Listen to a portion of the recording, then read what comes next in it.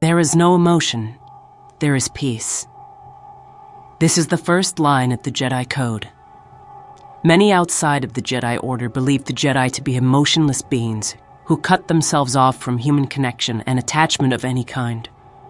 A rather unfair and, frankly, hurtful view from my perspective, as it misconstrues one of the fundamental principles of the Jedi.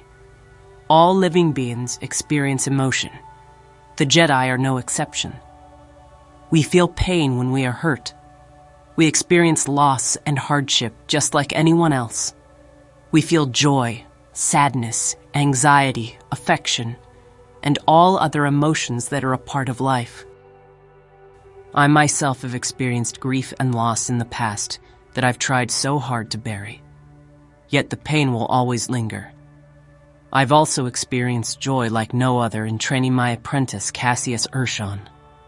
The day he was made a Jedi Knight was the proudest moment of my life. So why then this stigma against the Jedi? Because, as misunderstood as it is, there is some truth to it. As Jedi, we are trained to not let our emotions drive us. We are humble servants of the Force. Because of this, our commitment is to the Force above all else. When we experience loss, though we grieve, we know that we cannot dwell on it. We must move on. We may feel affection for another, some of us more than we should. But those attachments to those we love can easily become the primary focus of our lives, rather than our devotion to the Force. More importantly, attachments such as love and passion, though beginning as pure and genuine, can devolve into selfishness and jealousy. But above even that, attachment leads to fear. Fear of losing the one you hold so dear.